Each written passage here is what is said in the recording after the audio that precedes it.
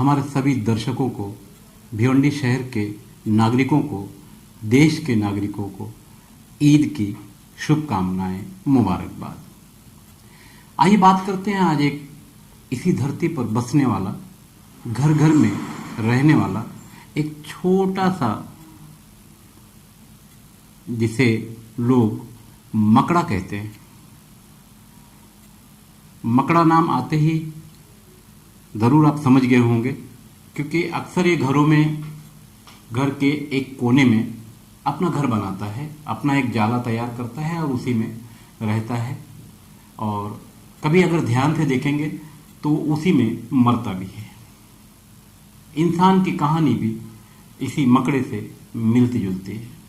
मकड़े को कई पैर होता है और मकड़ा घर में किसी एक कोने में छत से लगकर अपना घर बनाता है। जैसे इंसान भी दुनिया में रहते रहते कहीं ना कहीं अपना घर बनाता है और अपने ताने बाने में एक दिन इस दुनिया को छोड़ देता है। ठीक मकड़े की कहानी।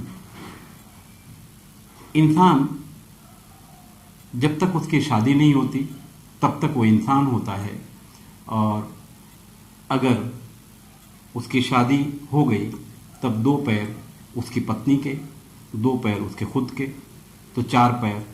तो इसकी हरकतें थोड़ी थोड़ी जानवरों से मिलने लगती हैं।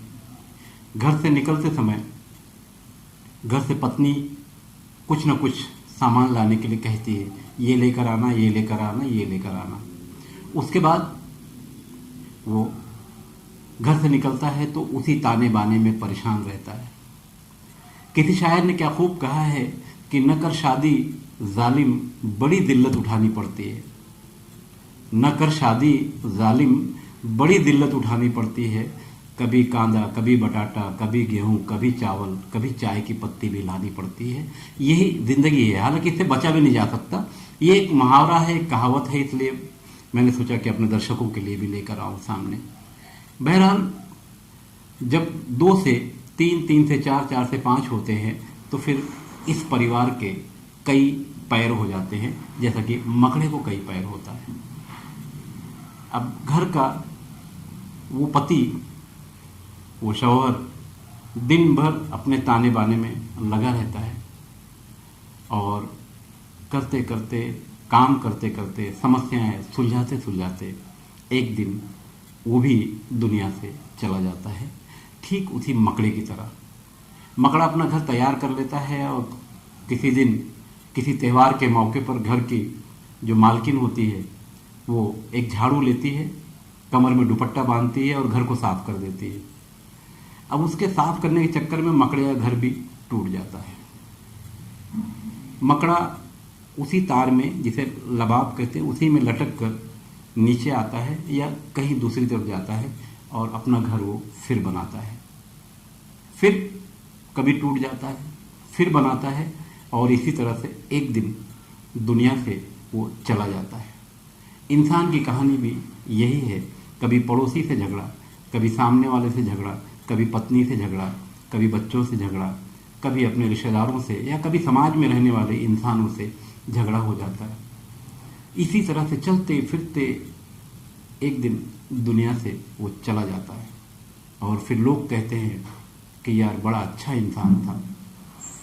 कोई कहता है कि अच्छा हुआ चला गया।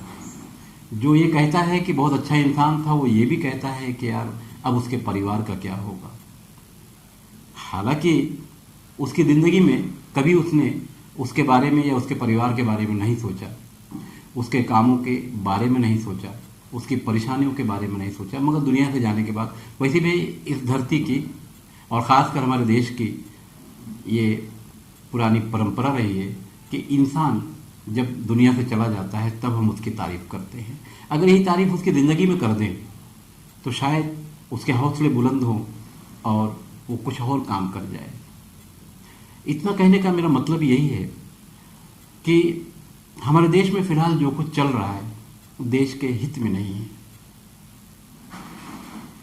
कभी अजान के नाम पर, हनुमान चालीसा के नाम पर, जय श्री राम के नारे लगाकर, नारे तकबीर अल्लाह अकबर के नारे लगाकर भगवा झंडे लगाकर, हरे झंडे लगाकर जो हमारे देश में चल रहा है। आज ईद का दिन है और राजस्थान के जोधपुर में ईद की नमाज के बाद फसाद हो गया, तो ये तो ठीक नहीं है ना।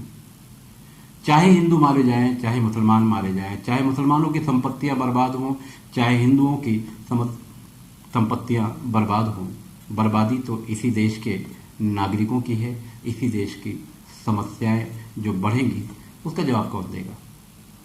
इसलिए कहीं ना कहीं हम सभी लोगों को अपने देश में, अपने शहर में, अपने गांव में अमन शांति बनाने की पूरी कोशिश करनी चाहिए, ताकि किसी का दिल ना दुखने पाए, क्योंकि दिल दुखने के बाद ही इस तरह की घटनाएं बढ़ती हैं।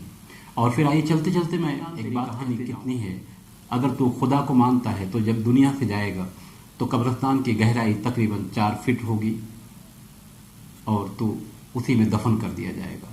और अगर तू भगवान को मानता है तो याद रख ऐ इंसान, जब तू दुनिया से जाएगा और किसी शमशान घाट में तेरा अंतिम संस्कार होगा तो ज़मीन से करीब 4 फीट की ऊंचाई होगी और तेरी कहानी यही होगी।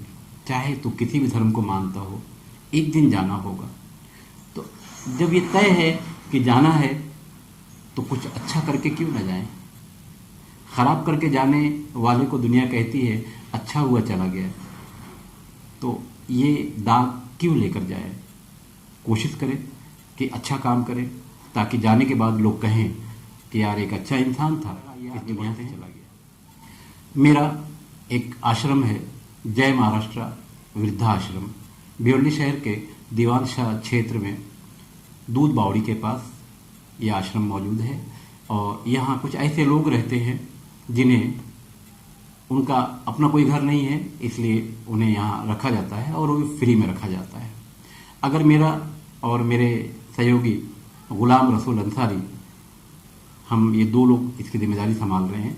अगर मेरा ये काम आपको अच्छा लगता है तो ज़रूर आप हमारी मदद कर सकते हैं खाने पीने की चीज़ें देकर, या अगर आपको ऐसा लगता है आप इस शहर में नहीं है या हमसे आपका संपर्क नहीं हो पा रहा है तो आगे एक बारकोड है, उस बारकोड पर आप अपनी हेल्प हमें भेज सकते हैं।